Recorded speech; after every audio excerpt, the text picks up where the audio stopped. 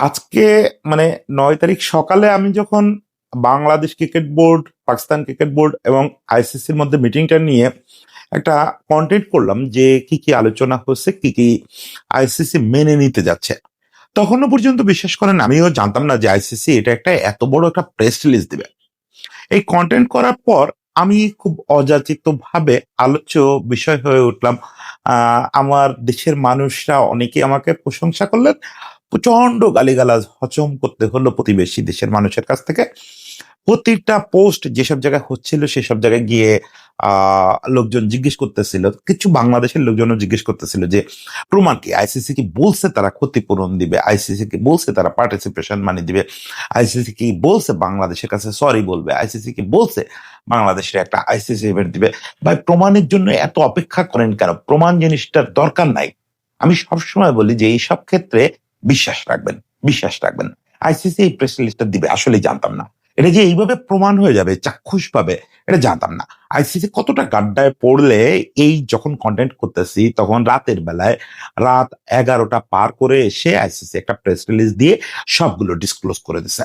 তারপরেও সেখানে তারা একাধিক অপশন রাখছে যেখানে বাংলাদেশ আরো এক স্টেপ আগাইতে পারে।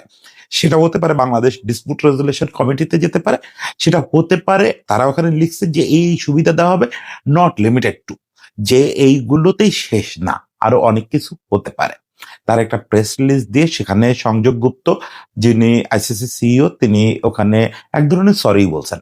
এখন আমরা নিশ্চয়ই আশা করি না আইসিসি হাত জোর করে সরি বলবে। তারা তো ইংলিশ ভদ্রতা অনুসরণ করবে, ফলে এরপরেও কেউ বলতে পারেন যে না, এটা ঠিক সরি বলা হয় নাই। ওকে, যা খুশি বলেন, আমাদের যেটা আপাতত অ্যাচিভ করার ছিল সেটা করা গেছে। আমি বলি এটাও, আমি বলি না যে আমাদের বিশ্বকাপ মিস করার যে কষ্ট সেটা যায় নাই, কিন্তু সেই দায় আমাদের না। আমি একটু আপনাদের বলি যে আইসিসির এই মাঝরাতের প্রেস রিলিজটা কি ছিল এবং এটা আমাদেরকে কি অ্যাচিভ করালো। দেখেন, বাংলাদেশ যখন নিরাপত্তা ইস্যুতে ইন্ডিয়ায় না যাওয়ার সিদ্ধান্ত নিল, তখন আমি আমার একটা পারিবারিক ট্র্যাজেডির মধ্যে ছিলাম। আমি কন্টেন্ট করা তো দূরে থাক, আমি আসলে নিউজই ফলো করতে পারতেছিলাম না।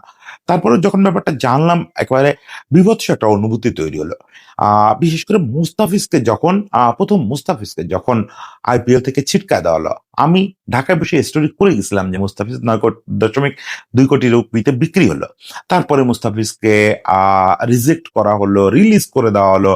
বাংলাদেশ ক্রিকেট বোর্ড যথারীতি অত্যন্ত ন্যায্যভাবে একটা শক্ত অবস্থান নিল যে এই অবস্থায় আমাদের খেলোয়াড়কে নিরাপত্তা দিতে পারে না, আমরা টিম সহ বিশ্বকাপ খেলতে ওই দেশে যেতে পারি না, অন্য যে কোনো জায়গায় খেলার ব্যবস্থা করো।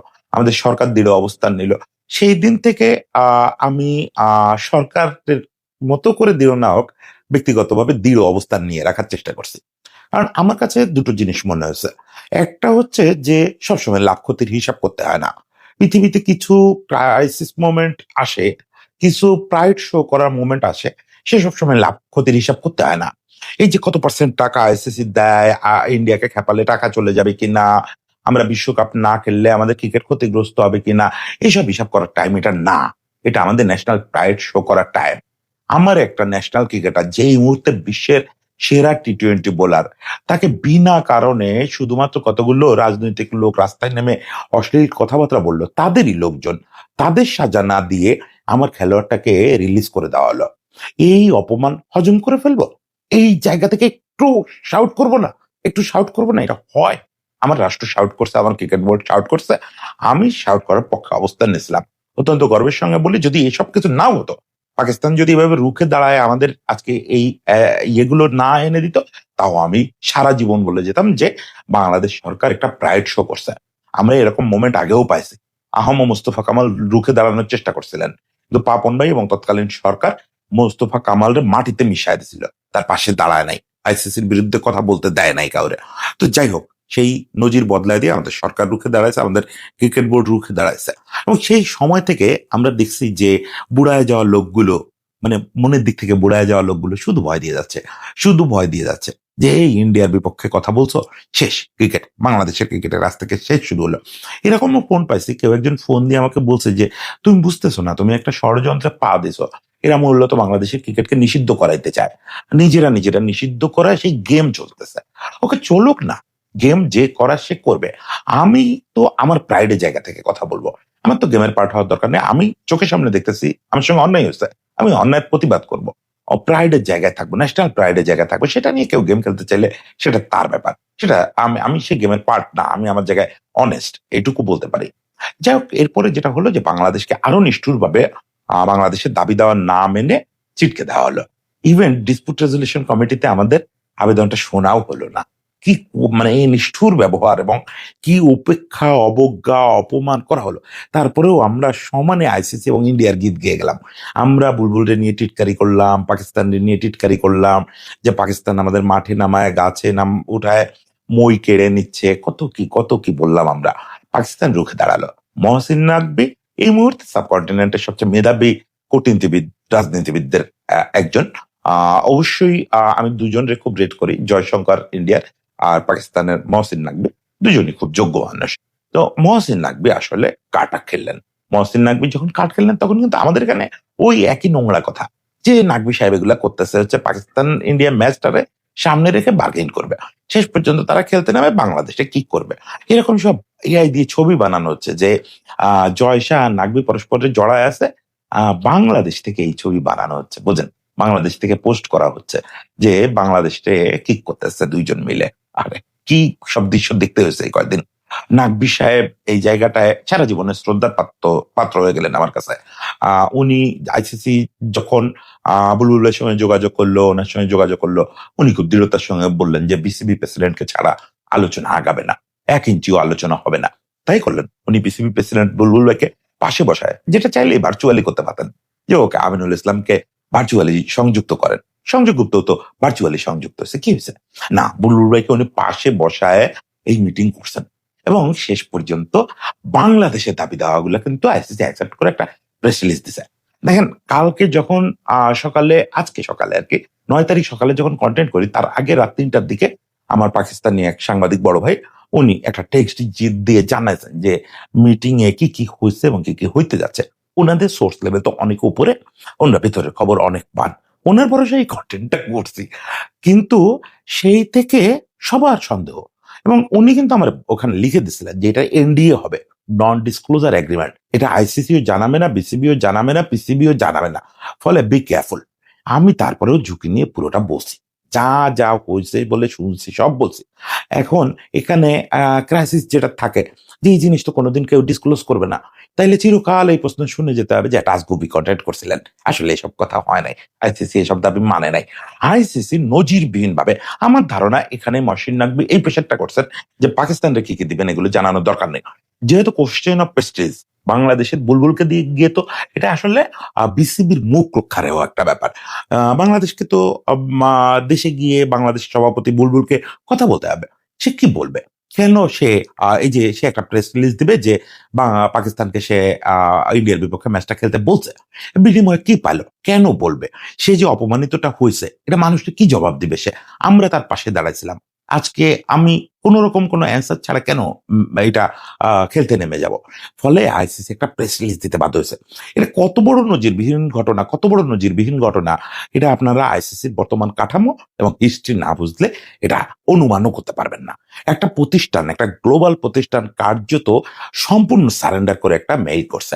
মেইলটা আগামাথা পড়েন। আমি মেইল কপি করে দেওয়া ঠিক হবে কিনা জানি না, কারণ আমাদের যে প্রেস লিস্ট গুলো পাই ওখানে লেখা থাকে confidential, only for press use. ফলে মেইলটা পুরোটা কপি করে দিব না, নিউজটা পুরোটাই এখন প্রথম আলো টালো সবাই সব জায়গায় দেখতে পাবেন, তাতেই বুঝতে পারবেন। একদম শুরু থেকে শেষ পর্যন্ত অত্যন্ত বিনীতভাবে বারবার বলা হয়েছে যে বাংলাদেশের মতো গ্রোথ ওয়ালা একটা কান্ট্রি, 20 কোটি মানুষের ক্রিকেট ভক্ত, পাগল ক্রিকেট ভক্তের একটা দেশ, তাদেরকে বিশ্বকাপ মিস করতেছে। এইটা খুবই রিগ্রেটফুল, এটা খুব দুঃখজনক, এটা আইসিসির জন্য খুব বেদনার ব্যাপার। বাংলাদেশকে এই বিশ্বকাপে দেখতে না পারাটা আর কি বলবে বলেন? আর কি বলবে? পা ধরবে? সেটা তো আশা করা উচিত হবে না। মানে যতদূর বলা সম্ভব। তারপরে বলছে যে বাংলাদেশ এই এই ডায়লগ হয়েছে তাদের সঙ্গে এবং নিচের বিষয়গুলো আমরা একমত হয়েছি। বাংলাদেশ এই বিষয়গুলোতে বাংলাদেশকে কনফার্ম করা হয়েছে, তবে নট লিমিটেড টু। এখানে কিন্তু সুযোগ সুবিধা শেষ না, আরো সুযোগ সুবিধা আছে। তার ভিতরে ওই যেগুলো আগেই বলছি সবগুলোই অ্যাকসেপ্ট করছে। বাংলাদেশকে কোনো পেনাল্টি করা হবে না, বাংলাদেশের এফটিপিতে হাত দেওয়া হবে না, ইন্ডিয়া বা যারা বাংলাদেশ সফর করার কথা যথারীতি করবে, বাংলাদেশকে পার্টিসিপেশন মানে বুঝায় দেওয়া হবে এবং বাংলাদেশ বিশ্ব ক্রিকেট শান্তি প্রতিষ্ঠায় যে অবস্থান নিচ্ছে সেটার জন্য বাংলাদেশকে পুরস্কৃত করা হবে।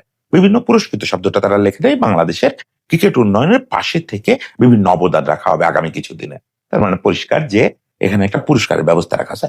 এরপরে বলা হয়েছে যে বাংলাদেশের সুযোগ এখানে শেষ হয়ে যাচ্ছে না, বাংলাদেশ স্টিল ডিসপিউট রেজলিউশন কমিটিতে যেতে পারে, ডিআরসি তে যেতে পারে। ডিআরসি তে যাওয়ার পর তাদের উন্মুক্ত, তারা আইসিসি পূর্ণ সদস্য, সম্মানীয় সদস্য হিসেবে এই ডিসপিউট নিয়ে তারা ডিআরসি তে যেতে পারে। যে ডিআরসি তে আমাদের চিঠিটা ফরওয়ার্ডও করে নাই সেদিন, এই আইসিসি আমাদের চিঠিটা ফরওয়ার্ডও করে নাই। বলছিলাম না ডিআরসির কথা, যে ডিসপিউট রেজলিউশন কমিটি কি, সেই ডিসপিউট রেজলিউশন কমিটিতে এখন বাংলাদেশকে যাইতে আইসিসি সাদর আমন্ত্রণ জানাচ্ছে যে ডিসপিউট রেজলিউশন কমিটিতে যাও, গেলে মামলায় আমরা হারে যাব, আমরা ওখানে কোনো কথা বলবো না, তোমরা ডিসপিউট রেজলিউশন কমিটি আমাদের একটা শাস্তি দিবে যে এই হিসাবে কম্পেনসেশন দাও বাংলাদেশকে, এই দিয়ে দাও। তখন আইসিসি ওই অনুযায়ী অ্যাক্ট করবে। এইটা হচ্ছে একেবারে বোঝাই যাচ্ছে মেইলটা পড়ে যে ডিসপিউট রেজলিউশন কমিটির হাতে ছেড়ে দিয়ে বাংলাদেশ আরো কিছু কম্পেনসেশন দেওয়ার পথ তৈরি করে দিল। এছাড়া বাংলাদেশ 2031 সালের মধ্যে, 2028 থেকে 2031 সালের মধ্যে বাংলাদেশ একটা আইসিসি ইভেন্ট পাবে। এটা প্রেস রিলিজে পরিষ্কার করে দেওয়া হয়েছে, ICC global event, not ICC ছোটখাটো ইভেন্ট, 3 দেশীয় 4 দেশীয় না। সবশেষে সংযোগ গুপ্ত আবার অত্যন্ত তার কোর্ট দেওয়া হয়েছে, তার বক্তব্য দেওয়া হয়েছে, উনি অত্যন্ত দুঃখ প্রকাশ করছেন, বাংলাদেশের প্রতি শ্রদ্ধা জানাইছেন এবং ধন্যবাদ জানাইছেন যে ক্রিকেটের এই সংকটকালে বাংলাদেশ যে ভূমিকা রাখছে এটা অনস্বীকার্য এবং বাংলাদেশ তার অধিকার চর্চা করবে, সেই অধিকার চর্চা অনুযায়ী বাংলাদেশের যা যা প্রাপ্য সেটা দিতে আইসিসি প্রতিশ্রুতিবদ্ধ। দেখেন এই পুরো মেইলে পাকিস্তান বিষয়ে একটা শব্দও নাই। পাকিস্তান ইন্ডিয়া ওই ম্যাচ, সেটা বিনিময়ে পাকিস্তান কিছু পাচ্ছে কি পাচ্ছে না এগুলো কিছু ডিসক্লোজ করে নাই, শুধুমাত্র বাংলাদেশকে নিয়ে মেইলটা দেওয়া হয়েছে। এরপরেও কি আমরা বিশ্বাস করব না? কাকে বিশ্বাস করব? মানে আমি কাউকে বিশ্বাস, নির্দিষ্ট কাউকে বিশ্বাস করতে বলতেছি না, নিজেকে বিশ্বাস করব না আমরা এরপরেও? এই যে আজকে এই ঘটনাগুলো যদি নাও ঘটতো তাও তো আমাদের ওই দিনে অবস্থান সত্যি থাকতো। আমি খানিক আগেও একটা টিভিতে মন্তব্যে বলছি যে আজকে আমরা জিতে গেছি বা এইগুলো পাচ্ছি, এটার অর্থ এও না যে বিশ্বকাপের দুঃখ ভুলে গেছি। বিশ্বকাপ তো আরেকবার ফিরে আসবে না, 2026 বিশ্বকাপ, এটাও যেমন সত্যি। আবার এটার অর্থ এও না যে এগুলো পাইছি বলে ওই সময় বিদ্রোহ সত্যি ছিল।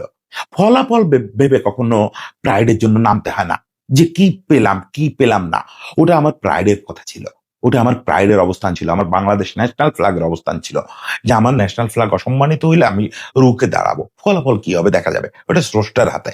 স্রষ্টার হাতে দিয়ে রাখছিলাম আমরা বিশ্বাসটা, স্রষ্টার উপরে রাখছিলাম আমরা, প্রকৃতির উপরে বিশ্বাস রাখছিলাম যে এত বড় ইনজাস্টিস হইতে পারে না। শেষ পর্যন্ত আমরা ফলাফল পাইছি, ফলাফল না পেলেও ওইটাকে আমরা মেনে নিতাম।